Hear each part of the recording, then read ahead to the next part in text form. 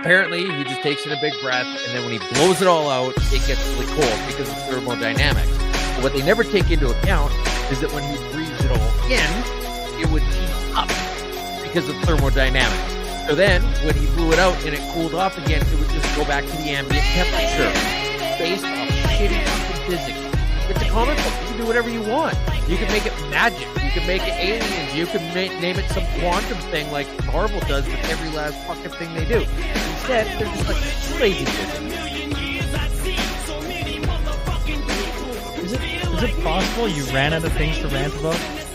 You gave me 30 seconds notice that I needed to come up with a rant. You wanted an opportunity to rant. I gave you an opportunity to rant. If you're not ready to go every week, that's on you, you know?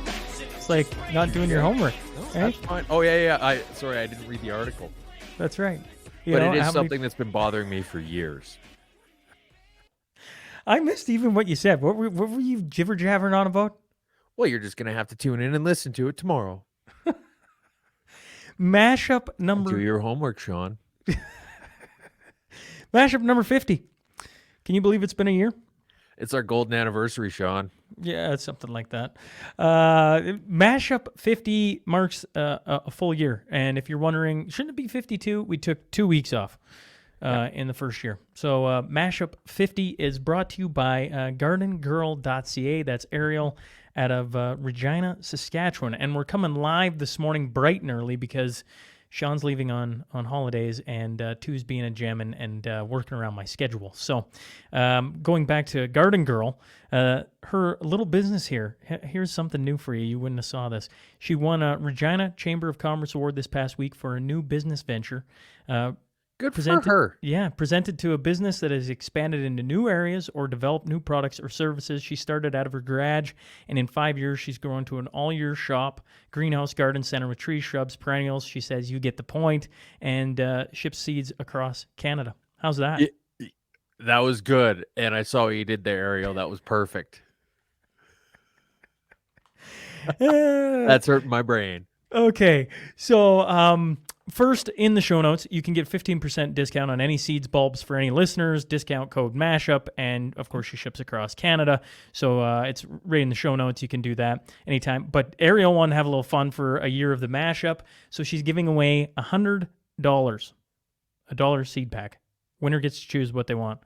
And so what we're going to do is, if you're interested in that, text the phone number in the show notes, Garden Girl, followed by where you're listening from.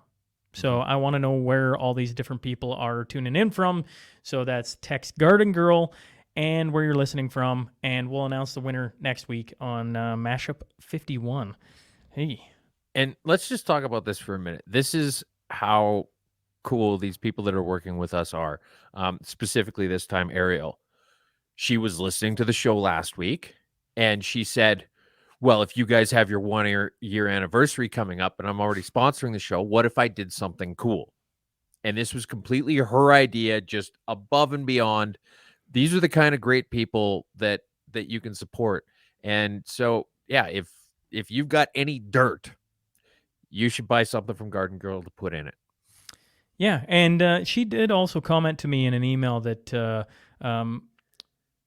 people have been tuning in from all over the place, and she's gotten reached out to by several, and she said you guys have a really cool audience, and so that's something to be very proud of. I was laughing. I'm like, yeah, well, I mean, you're one of them, right? Like, you're in this interesting group of people from across not only Canada, but we know Vance Crow's driving to work, bouncing along in St. Louis too. So there's people from all over, and Quebec. If you're listening, hey, we're just curious. Quebec, and it's absolute bull cheat that you're not texting in to say that you're listening from Quebec.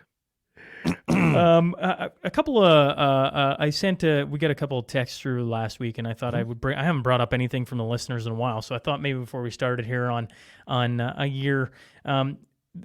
We had a text come in and said, guys, I'm dying. This fucking goat story. Sean, your laugh makes me laugh. So contagious. Anyways, I hate that intro song. I love the idea of showcasing Canadian talent each week. I didn't realize nobody liked the song. That kind of shocked me. Anyways, George got all over us last week about the song.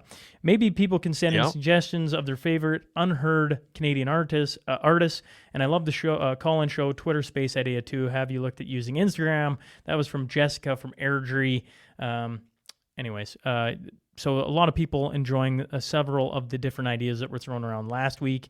And then, anyways. Yeah, that's perfect. That's right in my backyard practically. Actually, if it's the Jessica I'm thinking of, I think I talked to her husband about some of the finer points when I was buying this house. So, yeah. This is Lee from Manitoba. Well, Brothers Roundtable. We talked about Brothers Roundtable. Yeah. Will be coming back for the playoffs, Edmonton Oilers playoff run.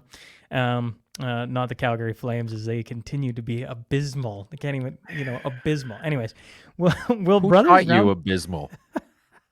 Will Brothers Roundtable on Tuesday? Well, Twos is golfing, and where did Twos get the handle from? Is it because he only has 2 natural teeth left, or maybe because his first 2 girlfriends were his cousins, or maybe it's the 2 extra nipples he has growing on his armpits? That's from Lee. It was all for the hillbilly joke you did last week on Manitobans. He wasn't too happy. I mean, he said have an awesome day. I think he was chuckling along the way. Well, I mean, I think it's great that we've now got cellular phone technology with speech-to-text inputs so that you can actually send text messages without knowing how to read. Man. We could do this at the end. I want, for your brain or for anyone that's tuning in on the live stream, what has been your favorite memory from a year of the mashup? We can talk about it at the end. And saying that, we're going to start now. We got 13 to get through, which supposedly is 26 minutes, except I know a couple in here, and I'm saying there ain't no way we're shy of 42 minutes this week. 42 minutes is my guess. With that being said, I'm going to hit the timer. And let's rock and roll. Hope they don't right. shit on you, Bubbles. Shit on who? Shit hogs. Big, dirty shit hogs. It's becoming part of the NDP are not a serious party. I don't even know where do you want to start here. How about the first one about fat phobia? Oscar win for The Whale. That was Brendan Fraser's movie. Mm-hmm. A fat suit is just blackface in another context. That was one of the NDP talking about that. Then Rachel Notley was in Sherwood Park on Tuesday to make a major transportation announcement, unveiling a campaign promise to create an interchange at Highway 15 and Highway 830 near Scotford, which is, just outside Edmonton, essentially. And the UCP members quickly took issue with the announcement, claiming because it's already happening. Our government this is the exact same thing as when their platform in 2019 was, in an effort to make up for how badly they handled the Fort McMurray wildfire that burned down the city. And literally that afternoon, she was giving Brian Jean hell in legislature for being a fearmonger. And then his house burned down 3 hours later.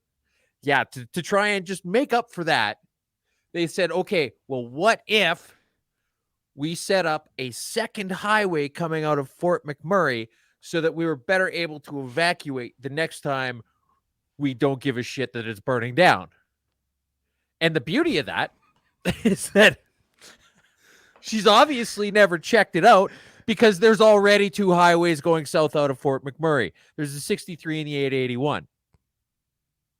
So you go to Lac La Biche with one, you go a real ass backwards, roundabout way to get to Edmonton with the other.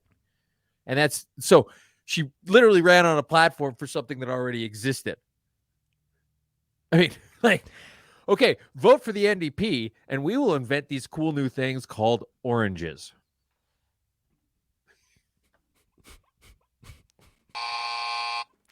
I'm looking at the next one. I'm just like, do I carry on with the NDP, or can we just move on? I mean, can we move on? Oh. Do you want the other part of this, the Galen Weston? Well, there's the Galen Weston, and then there's the fat suit. The fat suit. Yep. Okay. So Galen Weston. I mean, this guy. I assume before we let's preface this. The Whale is a new movie with Brendan Fraser where he wears like the whole thing is like he like puts on a giant fat suit. Anyways. Yes. This isn't new. This has been done before. Anyways, he wins an awards before. Carry on. And so a member of the legislative assembly in BC is saying that it's basically cultural appropriation, and it's fat face, and it's just it's a really heavy issue, right? And I mean, like, there's a lot of chunks to get through. There's a lot to digest when it comes to this topic.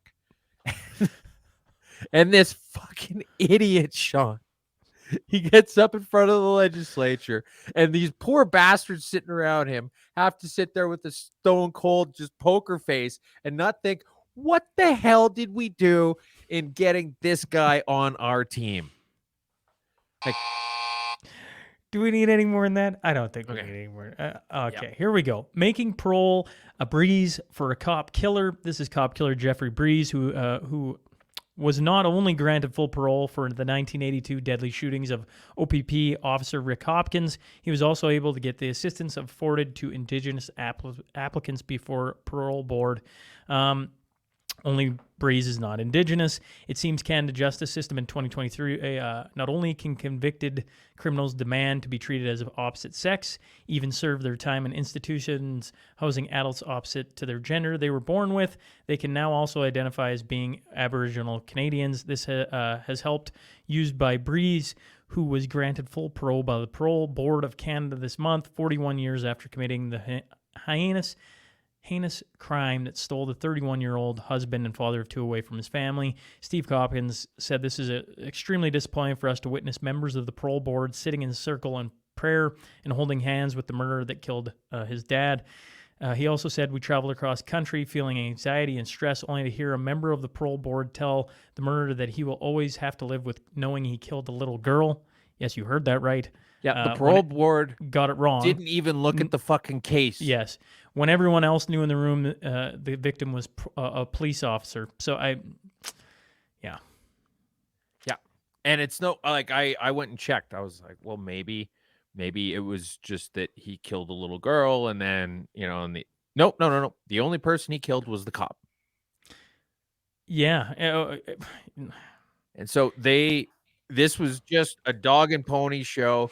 They didn't care about anything else other than just, oh, this person now is part of the Indigenous culture, and so we're going to grant him parole. Okay, but let's look at what he did. No, that's not what's important. He's getting out today. Okay, but do we want to just check in and see if maybe he did something really bad?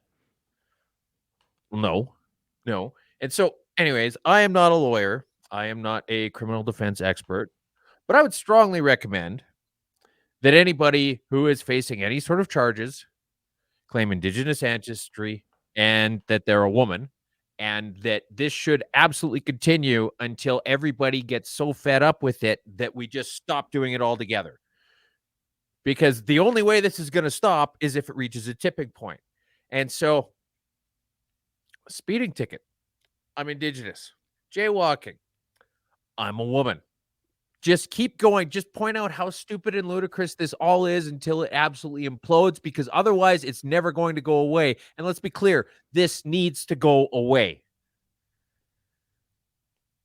Can I ask you a question on a serious note? How if you kill a cop or anyone, should you ever get out? Like, can you be like, I've made amends at some point? It's been 41 years. Is that long enough, or it's not? That depends on what you think the penal system is for. If you think it's to protect the public from the people who commit crimes, then it's reasonable to say that once they've repented and they're unlikely to do it again, that it's safe to let them out.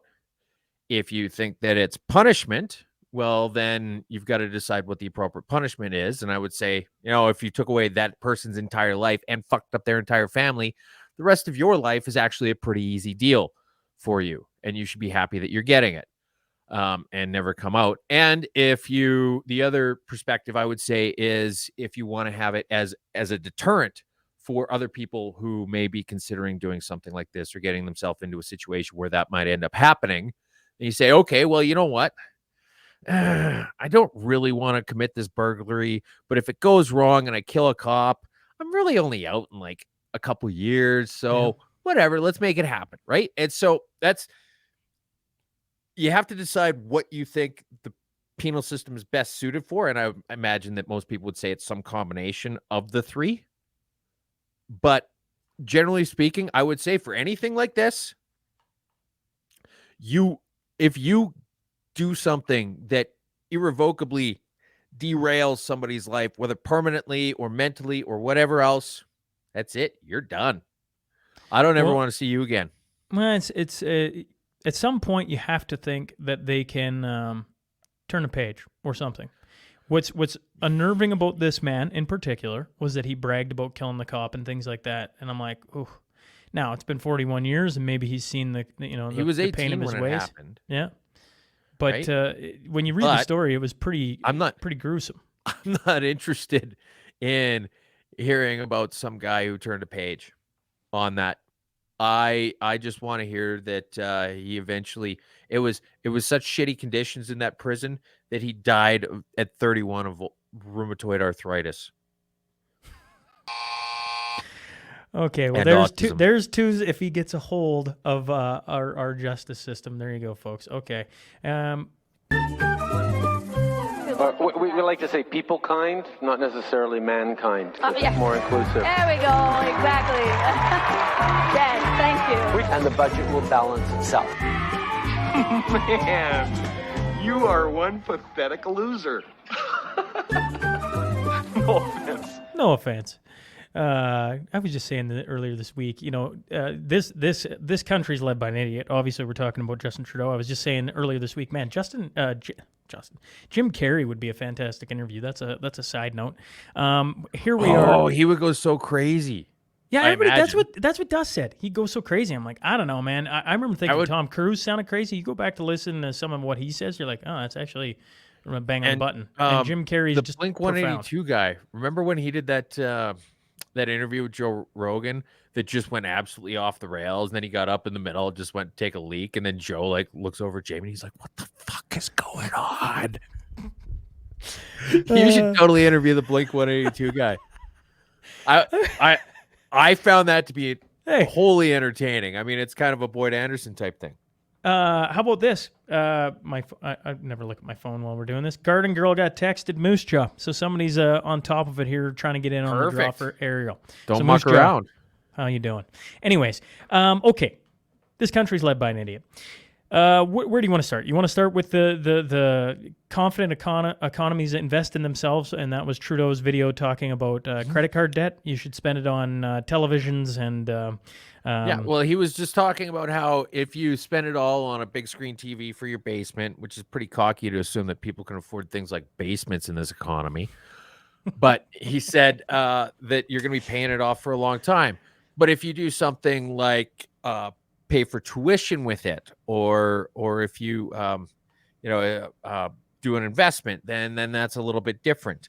The thing about it is what's the going rate for a credit card? Like 20% interest.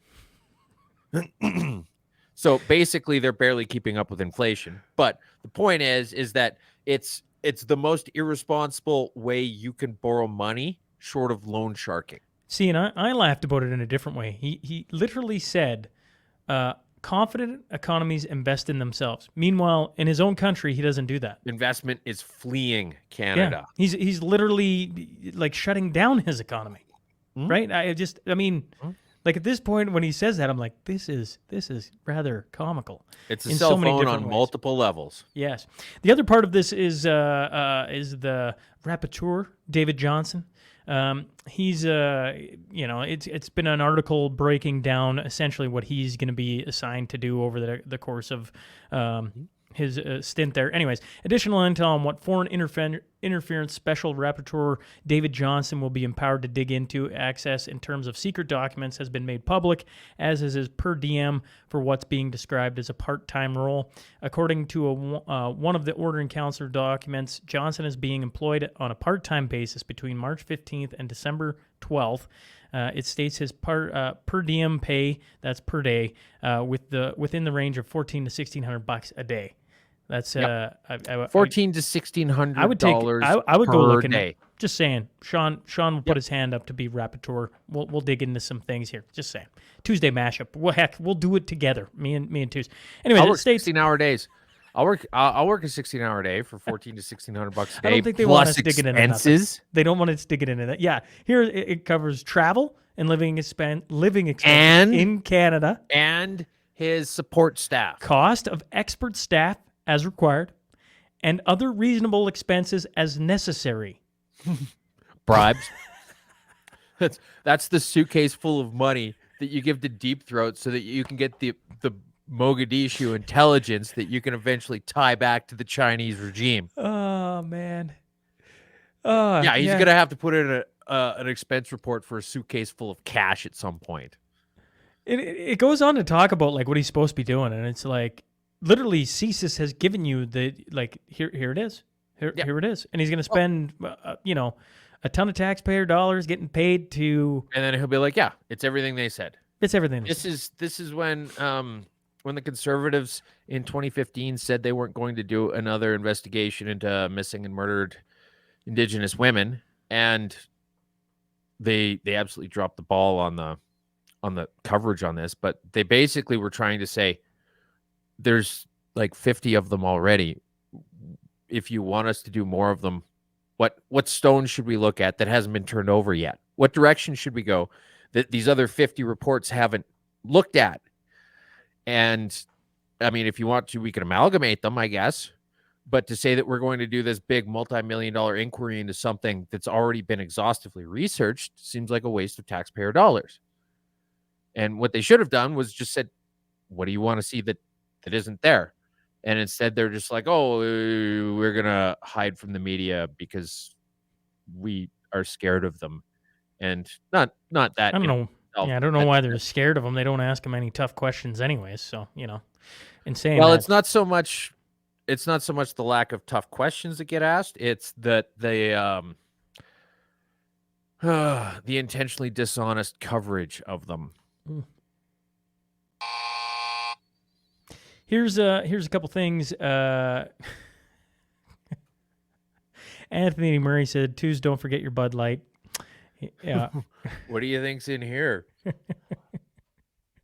Oh, I can't open my mouth that far. Morning, boys. It's Earl Whaley again from Oil Country, Ontario, Sarnia. Good to have a couple of From fans. Sarnia. We all know he ain't cheering for the Calgary Flames. And Murray Cochran chimed in saying an eye for an eye. That's going back to parole. Okay. Liberals dust off Old Faithful to hold back Alberta's UCP. Former Prime Minister Jean Chrétien derided the Alberta UCP for using the federal Liberal government as a punching bag in its provincial election strategy. The UCP has tied NDP leader Rachel Notley to Prime Minister Justin Trudeau and federal NDP leader Jagmeet Singh, insisting the three form an anti-Alberta alliance. But Chrétien, who served as Canada's 20th Prime Minister from 1993 to 2003, said Alberta has little to complain about under the current federal government and that assailing it to undermine Notley is misguided. Obviously, he doesn't listen to the Mashup. He's quoted as saying, "It's always a sport that they do, and they should look at it the reality." He was in Calgary on Thursday visiting George Cahill, the only Liberal MP in the city, and then he went on to say, "I've been in public life since '56, and it's the first time the problem we have is not the creation of jobs, but having people fill jobs. So why do they have something to complain about? I'm embarrassed at all to be in Alberta." Or I'm not embarrassed. Okay. I can't even read. I couldn't understand Chrétien when he was Prime Minister. I can't even read. All right. So let's just break this down real quick for everybody paying attention at home. Okay. So the Liberal government sends the former Liberal Prime Minister to Alberta leading up to an election to speak to Albertans about how the Liberal government is not meddling in Albertan affairs. They're kind of making the point against them on their own. I get the fact that they're liberals and they're stupid and they're entitled and they don't think big picture. They don't even think medium picture. They don't even think postage stamp. But this is a huge self-own. And I don't know why anybody else isn't pointing to how obviously this whole thing is. Okay, so, I mean, like, here's the thing, is they don't want the Conservatives to win. But they're going through a bit of a crisis. They got what, 532? Oh, no, wait. Saskatchewan, they got something like 532 votes in the last election. And whatever it was in Alberta, I don't even know if they have a leader. The provincial Liberal Party was having trouble a few months ago finding, they're like, we will take anyone. Does anyone want to be in charge of the Liberal Party in Alberta? Actually, that's where Corey Morgan should have stepped up and been like, I believe I may be of assistance. That would have been great. But yeah, and so like they don't want the UCP to win. And honestly, could there ever be a more ringing endorsement for them? Really? Like, we are the party that the Liberals don't want in charge. I'll vote for you 3 times. Can we talk about, we got to switch over to Gondak. I mean, that was maybe one of the greatest videos I've seen on social media in the last. The one where she walked away? Yeah. So questioner, which is Keenan Bext, asked Gondak a question saying the mayor fought tooth and nail against increasing the police budget and actively supported defund the police rhetoric. And voted for it. When did she realize, this is his question, when did she realize it was important to fund the police, and how can Calgarians trust her when she flip-flops on the basics like public safety? And if you watch the video, she sits there for what, like a hot second, and just turns around and goes and stands back. Yeah, she just walks away from the podium without around. saying anything. Okay, in her very, very, very, very, very minimal defense, it was a fair question, but it was delivered more as a soundbite for Kian than it was an actual question that he was wanting to hear an answer to. So there's the tiny little bit of defense I'll give her. It's an absolutely fair question, and she should have fucking answered it. And it's just classic them. Well, we're not going to answer to media that doesn't get in line with us. And here's a picture of them. Well, you know what? It's finally that they're taking it to this level of seriousness, Sean. They're going to start trampling people who smoke meth in the train stations, apparently. For the people listening, we got a picture of the rail in downtown Calgary with 2 mounted police walking through the people sitting on the benches, right? Like, this is how that guy ended up in jail in the movie Half Baked. This is literally how it started.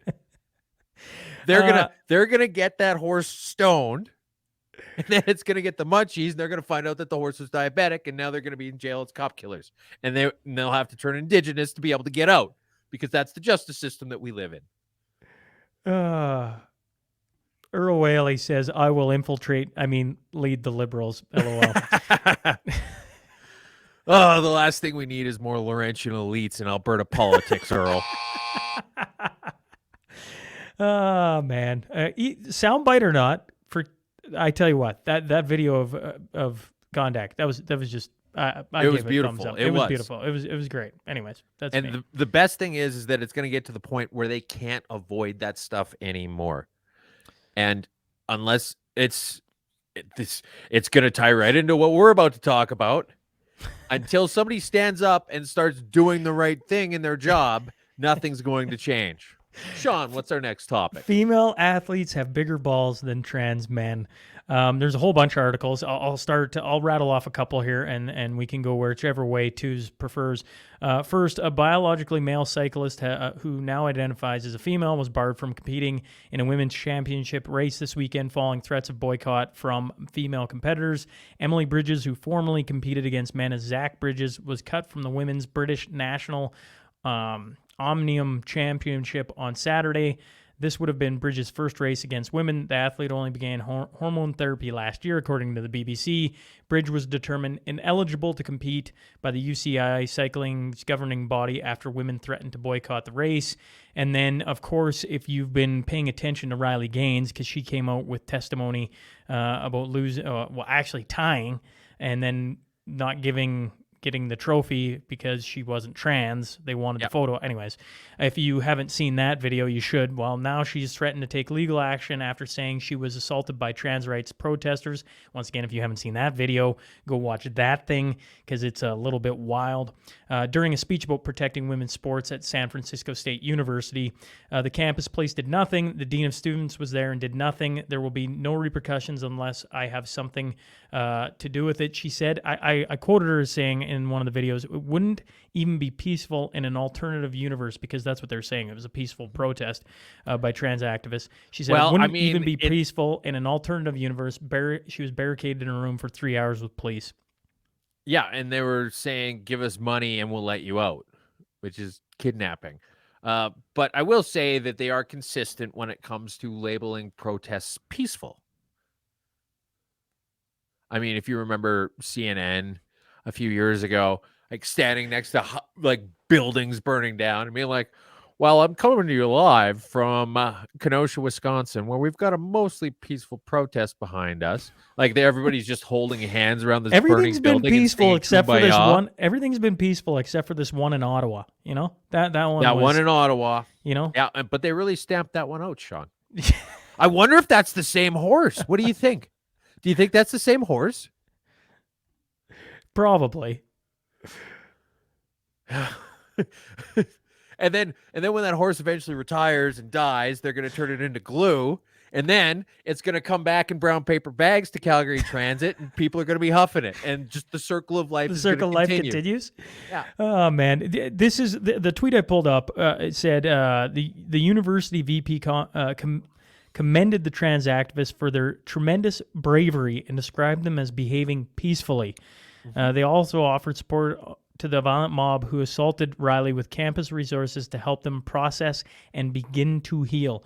And I'm telling you, if you watch the video of her getting chased down the hallway with cops protecting her and everything else, you're like, this is wild. Well, here's the thing, Sean. They're not women, they're trans women, and they're not peaceful, they're trans peaceful. Oh, man, I don't even have a cue. There you go, too. So there you go. All right. Earl's having fun this morning. You know, elite. Yep, that is me, elite trucker. We had a trucker listening from Ontario. Fuller 18 guy, I imagine. I hope you're not driving and watching this, Earl. I hope you're sitting at home with your feet on the couch. Anyways, that's me. Okay, here we go. There goes the Galactic Neighborhood. Okay, let's pull this up here before I. Here we go. There is your astronauts going to the moon. It says for the first time ever, a woman, a person of color, a Canadian will go into deep space and to the moon. Let's so I mean, celebrate. They're checking all the minority boxes here. Canadian, person of color, and a woman. I guess they're just going to pander to any special interest group out there now, Sean, aren't they? I mean, they've been doing it now, too, for as long as we've been doing this show. So for a full now year. Canadians are part of those, too, right?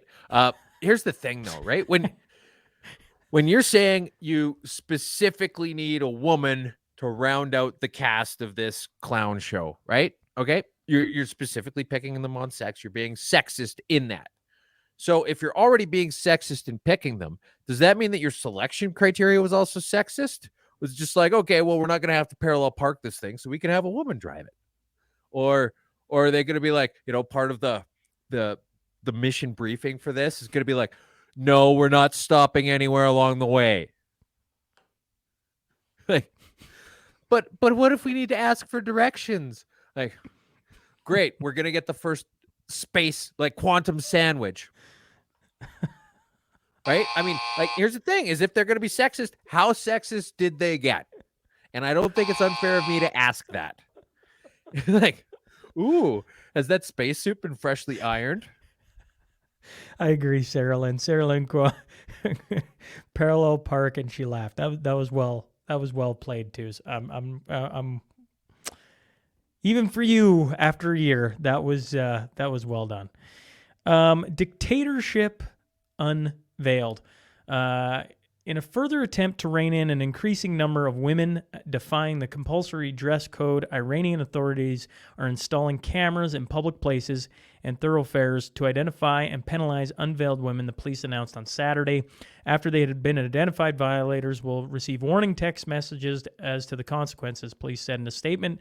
The move is aimed at preventing resistance against the hijab law, said the statement carried by the Judiciary Mizan's news agency and other state media, adding that such resistance tarnishes the country's spiritual image and spreads insecurity.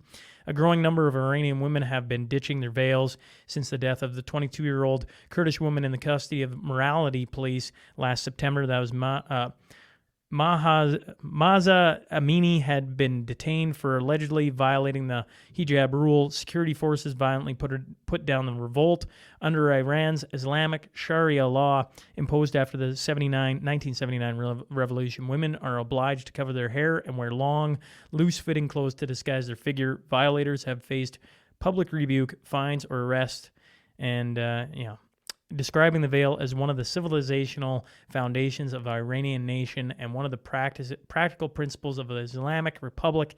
An Interior Ministry statement said on March 30th that there will be no retreat on this issue. Don't you just love government overreach? Personally, I think it's great that we're supporting a country like this by importing a bunch of oil from them, Sean. And the hijab ban thing is an interesting topic in Quebec because they say, you know what, women should be able to choose, kind of like abortion or vaccinations maybe, right?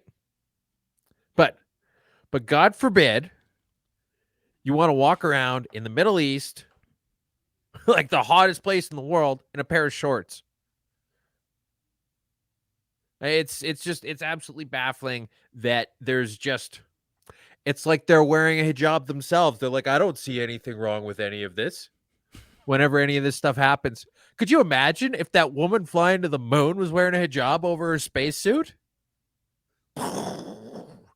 Right into it. It's for me. And people always laugh at me. You got Twos who's just fire and brimstone, and Sean's always sitting there going, I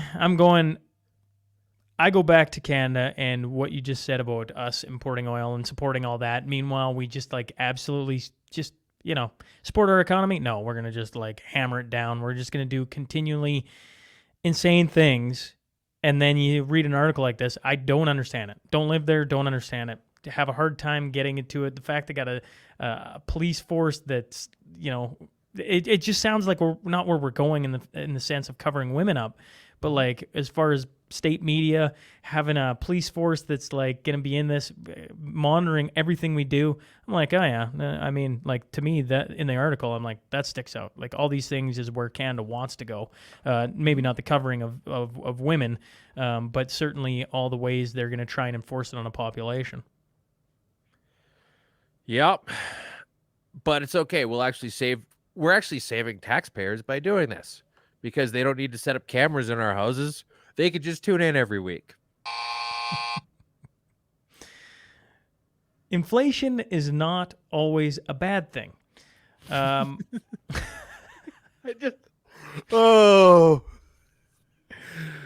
perspective on these people, Sean, you go. I'm gonna try and keep this together, and then a coalition of lawyers and academics, including experts on ethics, is urging MPs to oppose plans to water down rules for lobbyists who have worked on political campaigns. They warn that an imminent change to the lobbying code of conduct could allow people to fundraise for a politician and work on their campaign and then lobby them soon afterwards. Current rules prevent the lobbying of elected officials by people who have worked on their political campaigns for a 4-year cooling off period. The proposed update to the code from Lobbying Commissioner Nancy Blanchet reduces this period to either 1 or 2 years, depending on the significance of the role the lobbyist played. High-profile campaign work trigger a 24-month ban, while other political work would lead to a 1-year wait. The commissioner would also have discretion to reduce the cooling-off period further in certain cases. She went on to say, she told the Globe and Mail that she has made the recommendations after receiving legal opinions that the current 4-year limit could breach Canada's Charter of Rights and Freedoms. She called the shorter cooling off periods reasonable and appropriate. And then, of course, more on the flip side, more than 40 experts, including 15 lawyers, 26 law and political and ethics professors from across Canada, wrote to the Commons Ethics Committee this week, saying that a minimum of 4-year prohibition on lobbying after significant political activities or fundraising is compliant with the charter, and like they need to justify that anyways, and necessary to protect integrity in government and policy making. Anyways, Okay. yeah. So, all right. Here's the Coles notes. First off, they said that they wanted to loosen the lobbying requirements. They've got experts from multiple disciplines all across Canada saying, no, you don't, and no, you should not. And they've got this, 12, 13 people panel that's mostly liberals and conservatives with one bloc and one NDP. It's 11. It's 11 people. Okay. 5 of them are liberals, 1 NDP, which gives them majority. You have 4 conservatives and 1 bloc. The NDP isn't what gives them the majority here, Sean. Fair. This is the only time that I have ever seen anyone in the NDP do anything halfway decent. Matthew Green is the only person on this whole committee, including the Conservatives, who is speaking out against this. They get their majority from the Conservatives. And to be totally cynical about this, the only reason why the NDP aren't on board with it is because they don't have a reasonable hope of ever taking advantage of being catered to by lobbyists. Thank you for pointing that out. I wouldn't have. I guess I wouldn't include expect me to say that. No, actually, I'm because one of the things that, and I forget what year it is, how long ago it was, but donation limits in the United States to bring in, they scrapped it. So now you can, anyways. So when you talk about this, I'm like, this feels really American, where both the main parties want it because it will help them succeed. That's the way they look at it. It's more free stuff for them. I mean, the other article that I linked, and it's also linked in that new one, was one from about 6 months ago, where basically they're saying that the current spending limits of $200 and then is not enough. 30, yeah, because you can't really buy anything with that nowadays. Well, this is a problem that you jackasses created. And now the lobbyists are ineffective because it takes more money to buy you off, but the money's worthless? Oh, no. What will we ever do? Let's just change the laws.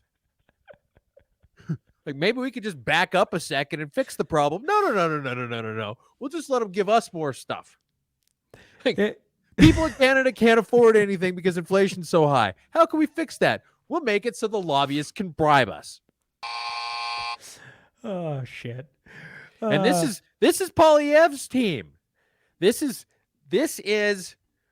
the establishment bullshit part of the Conservatives that people hate, but they're scared to talk about openly because it's taboo to shit talk your party. You know what? If you are conservative and you're not talking about this, you need to straighten up a little bit and take stock of yourself, because there's no point in having a party in charge that's no better or worse than the last guy. Yeah, and that's why Aaron O'Toole lost. When you're willing to do anything to win, you sacrifice everything along the way. Yep. Saskatchewan pulls the trigger on firearms independence. The provincial government passed the Saskatchewan Firearms Act on Thursday, a move aimed at improving public safety and protecting the rights of lawful gun owners.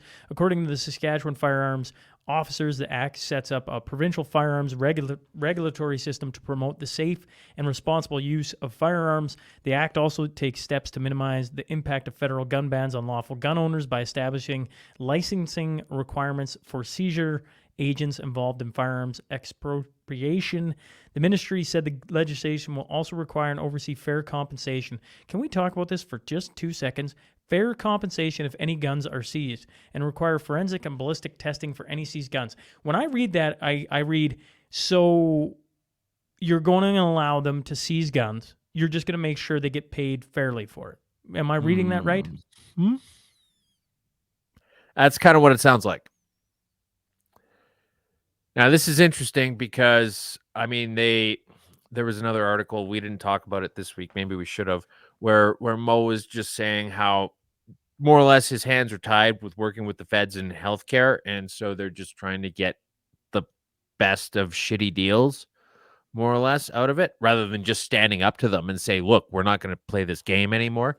And this is kinda just this Scott Moe's in an interesting place, and I've said this before, where all he needs to do is just keep the boat moving down the river. He doesn't need to paddle. He just needs to not hit the bank, and that's all he's got to do. And so he doesn't want to presumably align himself too much with, say, Danielle Smith, who's actually saying, you know what, we need what the federal government wants to do doesn't work for Alberta. We need our own solutions. We're going to find them. He's like, well, we're going to just dip our toes a little bit into that. We're going to act like we're doing it, but in fact, we're not doing it. Yeah, that's really what it looks like. And I mean, he can explain this a little bit better if he wants to, but for the moment, it looks like just added bureaucracy to do what the feds want anyways, under the guise of protecting the people that actually pay his goddamn salary. What we want is added bureaucracy. You know, somehow they're going to find a way to make some more money on this. Wasn't it a... Yeah, it didn't do the... There it is. It was just the first one. Okay. I guess so. Climate change is a home run. Oh boy. Here we go. Climate change is making major league sluggers even into hotter hitters, sending an extra 50 or so home runs a year over the fences.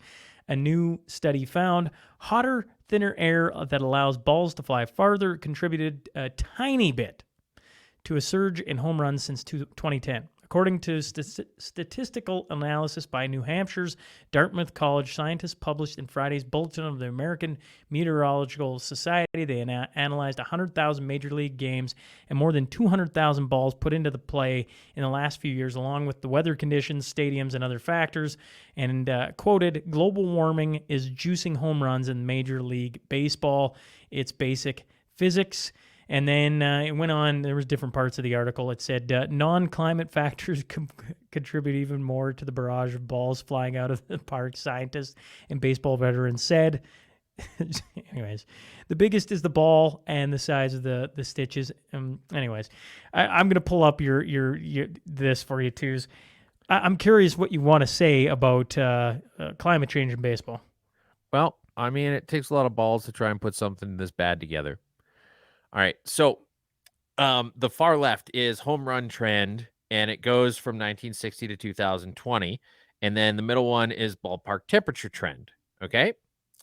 Now, the interesting thing is I'm not sure if you've ever heard of the pause or the long pause when it comes to climate change, but between 1998 and 2012, it was flatline. There was no change. And yet, between 1998 and 2012, you probably had the biggest year-over-year swings in the home run trend, a part of the graph. Like the slope, the positive and negative slopes in that particular part of the graph are going to be the highest out of any of it. But that was the years when global temperatures weren't changing. Now, I mean, there's so many. You should always get suspicious whenever you're looking at these things and they don't ask the obvious questions. First ones I would ask are what's the percentage of daytime games, over time. And I did a couple Google searches. I couldn't find anything for that, but that'd be the first question I would ask. Cause I mean, like if the amount of daytime games slowly trended upwards and it just matched with this perfectly, well, there's your answer, right? And intuitively it does make sense. But now you see the questions I would ask is I would want to work on a repeatable experiment for determining how much further a ball does or does not travel depending on the ambient temperature and its effect on air density, right? Because, I mean, if we're looking at a global change in the next 50 years of 1 degree, well, then presumably we're looking at a 50th of a degree change in 1 year, but we're seeing more than a 50th degree or a 50th of one change in home runs, right? So, I mean, the concepts aren't lining up and there's no science backing it up. It's just, yeah, nothing to do with better conditioned athletes and improved bats. Well, I mean, Yeah. And I mean, you know, like, Well, I mean, look at is Barry Bonds in here anywhere? look at I mean, I don't have to go to baseball. Look at NHL and just look at Connor McDavid, right? And what he's done this season. He's a freak of nature in a game that is so different compared to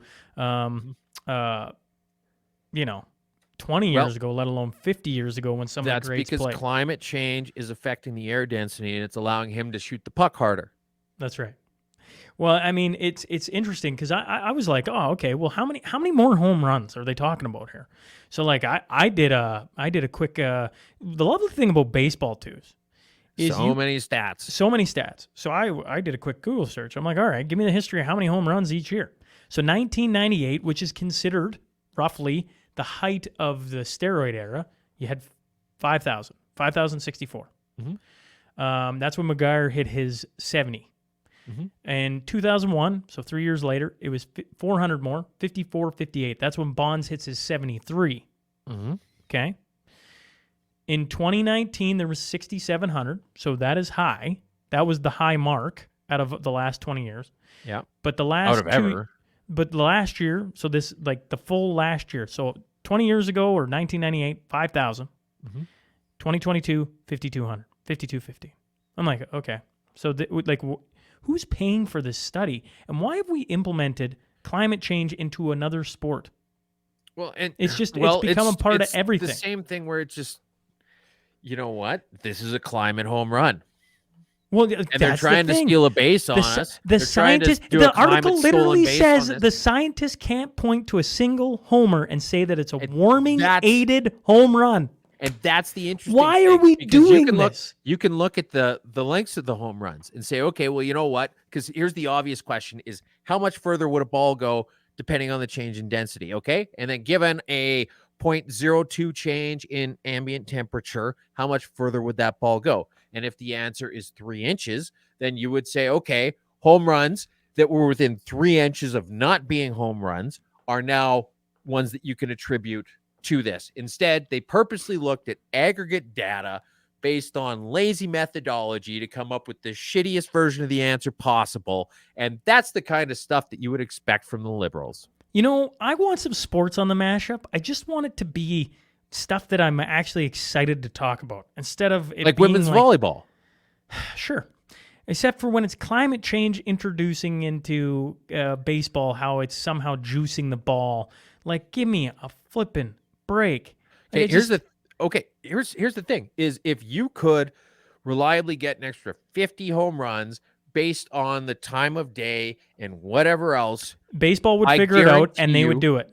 they absolutely like when they water down specific parts of the infield so that you've got the lanes where you can get better grounders, and then the like if baseball is all always, about statistics too. They Moneyball. Like, I mean, geez Louise, they don't even literally get me started on Moneyball, they buddy. figure it out and they go, yeah, boom, boom, boom. Well, they boom, use this is what we're linear gonna do. regression to look at positive correlation between on-base percentage and win rate. Okay, and here's the thing: is like when you take groundskeeping, like when you learn to become a golf course superintendent, you literally take an entire course on how to manage a baseball diamond and how to work with the management team to set it up differently week on week to give them a better chance of winning.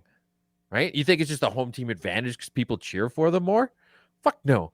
It's because they set the diamond up in ways that the other team can't see and doesn't know about so that they can better win.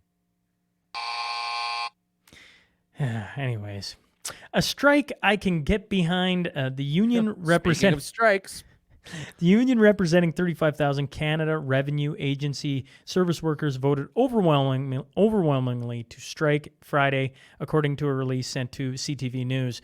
Union members who work at the CRA will be in a legal strike position as of April 14th. The strike could cause delays for Canadians filing their 2022 taxes by May 1 deadline. this is perfect. The government has one main revenue inflow, and that is Revenue Canada, right? Okay. So they get most of their money. I assume there's some weird kind of back channels and shit like that. But generally speaking, they get their money all coming in through one agency. And then they let it unionize. They give the unions more and more power, which gives them less and less room to bargain with them. And then all of a sudden it's man, they basically set up themselves their own extortion racket working against them. And now the mob, the mafia is going to go, "Oh, it'll be a shame if something bad was to happen to all your income for the next few months, eh?" And they want 20% raise over the next 3 years. Was that your impersonation of the mob? Forget about it. Move along. All right. So anyway, You know, hey, sure, Twos. Let's not cast you as a mob guy anytime soon, okay? you fucking mook.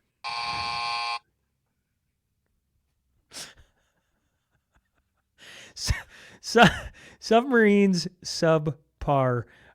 Canada has yet to determine how much Chinese steel and equipment will go into its new naval warships, but it didn't scale back on such products for its Arctic and offshore patrol vessels, even though concerns were raised in 2018. Steel for AOPS, that's Arctic and offshore patrol ships, was bought from European suppliers, with about 17% of that being purchased from China. In addition, other equipment on the AOPS, from lifeboats to pipes to fittings to anchors and towing systems, was also produced by China, according to the National Defense documents. And then here, I'll read off this as well. It says the latest data provided by to this newspaper. This is David Polgleis. He says the latest data provided to this newspaper by the DND shows submarines have had limited use since 2017. HMCS Corner Brook has not been to the sea over the last 5 years. From 2017 to April 2023, DND has spent $1.9 billion on submarine maintenance, with 3 boats totaling 529 days at sea. Yeah, so a couple of things there. Something like $6 million a day. And that's just maintenance. That's not wages. That's oil changes. Okay, first off, I didn't think about this till you were saying it out loud, but I find it interesting that we're talking about Chinese steel and spelling it with 2 E's instead of the A this time. Okay? But this is just, at what point are we going to say, like, we're not using Canadian steel because the carbon tax makes it ineffective for our own government to procure to create the things that defend our borders?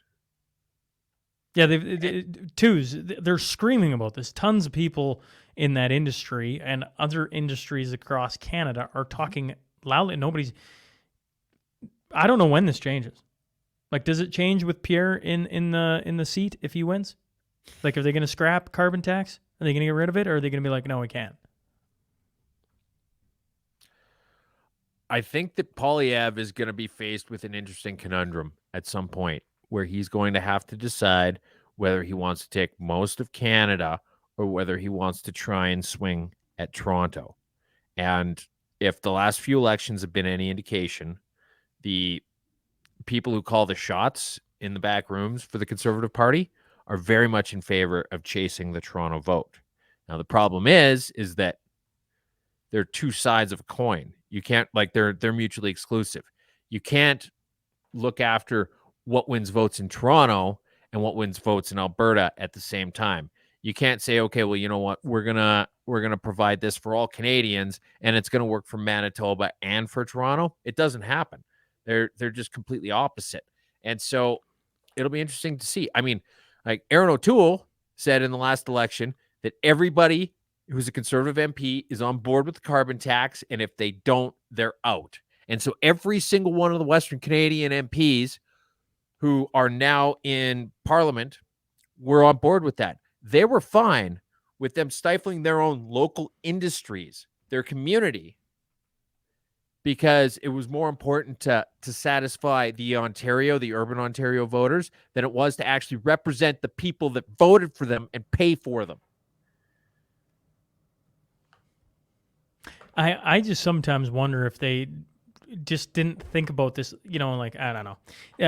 Earl Whaley, what I was going to say. Yeah, was Earl's right up. Like Earl's this chiming in. just broke this morning. Didn't Marine Atlantic just take delivery of a new ferry from Newfoundland from China?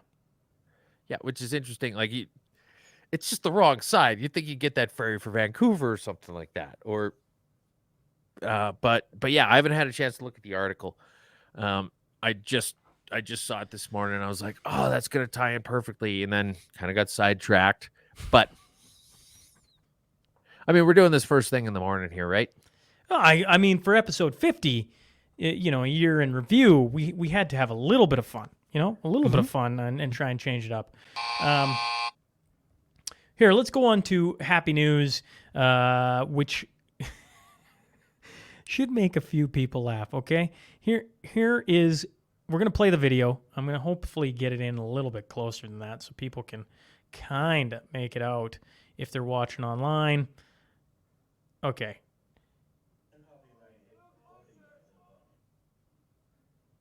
Oh, so here what you can't turn. Okay. Oh, so we can talk over it. Okay.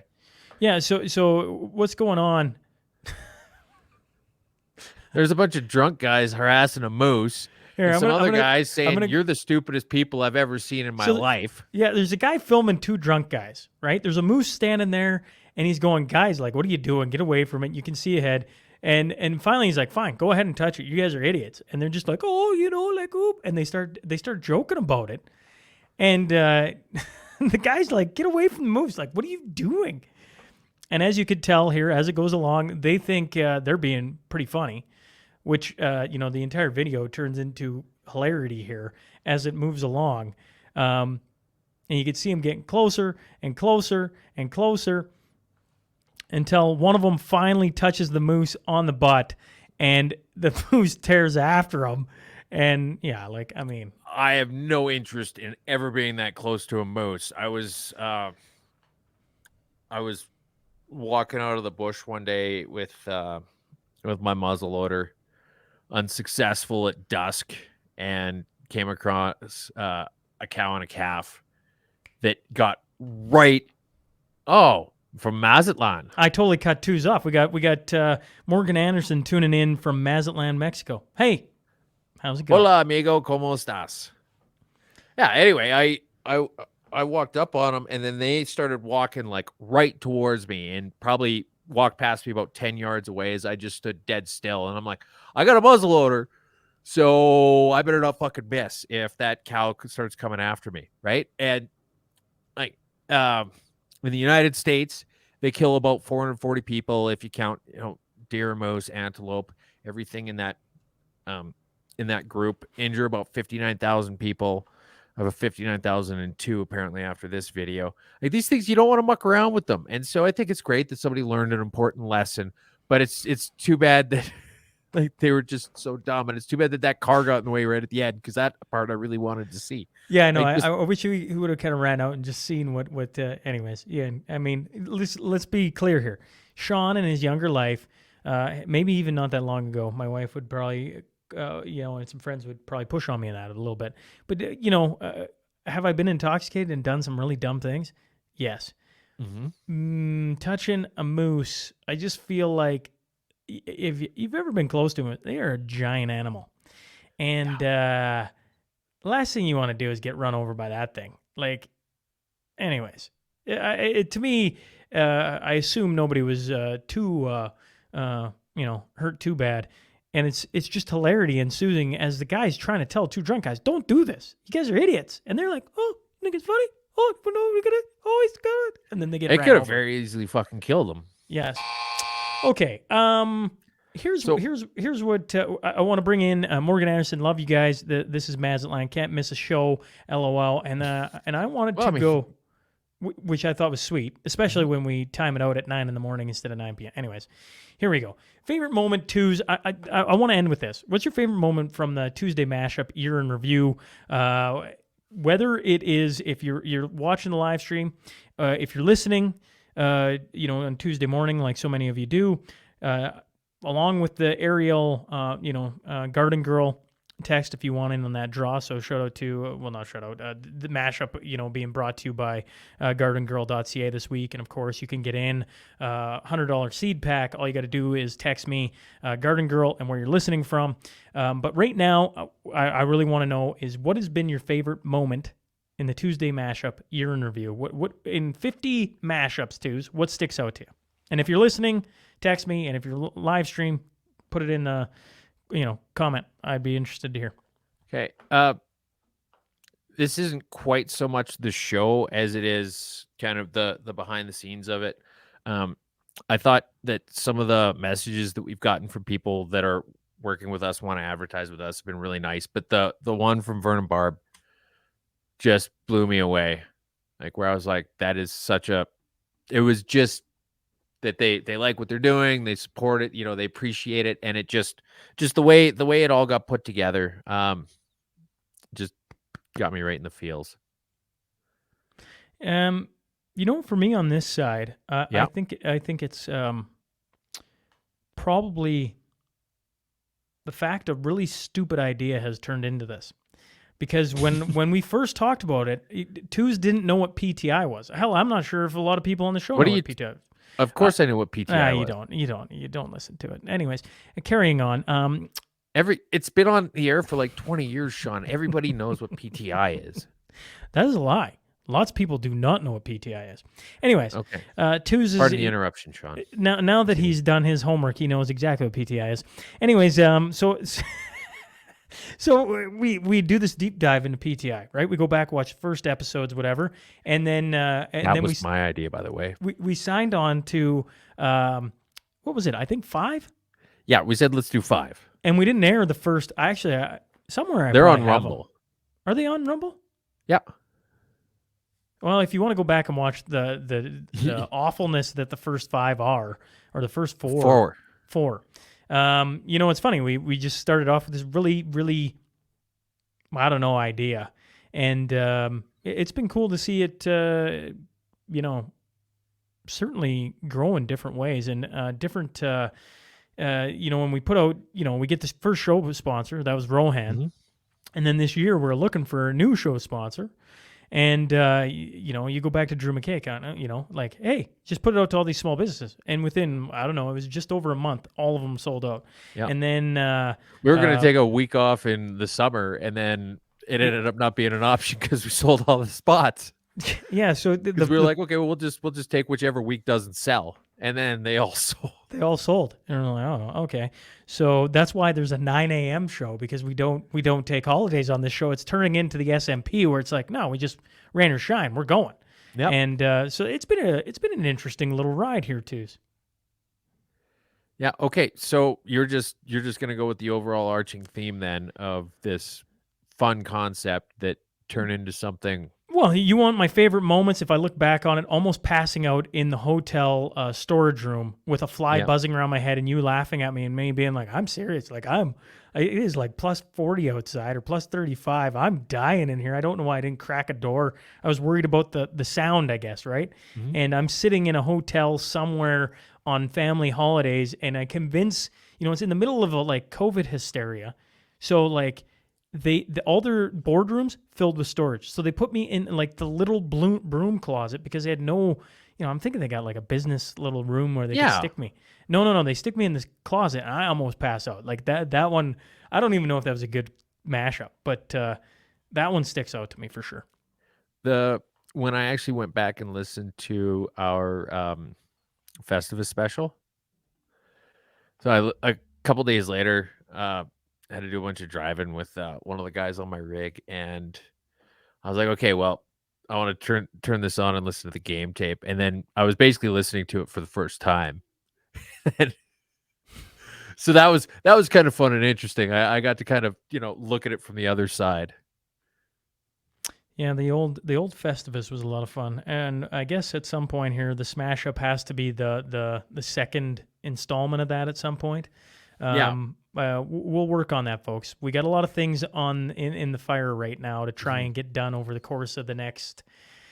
What are we at? May 29th is coming very fast. We got election coverage night, which So we're is going to gonna be be a ton of live-streaming fun. that.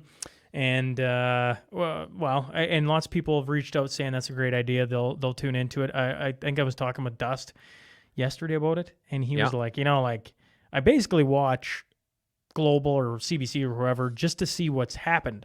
I don't tune into it to watch anything else. Now that I know you guys are doing it, I'll tune in the entire time. So that's, Well, and that's the whole idea of, what if we just took this thing that everybody's doing that nobody's doing well, and we wanted to make it something that people would actually want to watch, rather, because for all the good that the election coverage of everybody else does, you could literally just have a ticker up there. You wouldn't even need to blow your budget on having the fancy graphics and this and that, whatever else. It would change your viewership almost none if these people just had the ticker. And would you look at that? The UCP are up 12 to 6. Close race. Carry on. Yep. And so, hey, what if we did election coverage that people would actually want to listen to, that people would want to tune into, that they could hopefully find entertaining, informative, and keep them up to date on that this will not as it suck. unfolds. That will not suck. Yeah. I mean, we spent a lot of time going over what we figured does and doesn't work in these things, and we're putting together a big storyboard. We're going to have a bunch of people collaborating with us, and basically just as long as we keep our stick on the ice with this thing and don't let climate change let the puck get away from us, we should be fine. Yeah, somehow climate change will affect the mashup coverage, I'm sure. Either way, thanks for 50. That's a year, folks. And it's been an interesting ride. I look forward to year 2, or I guess we'll just call it Mashup 51, and we'll see where it goes from there. Either way, twos, I'm going to get out of here. I'm going to get, family holidays and all that good stuff here for this week. Yep. So we'll catch up to you on Mashup 51. See ya, buddy.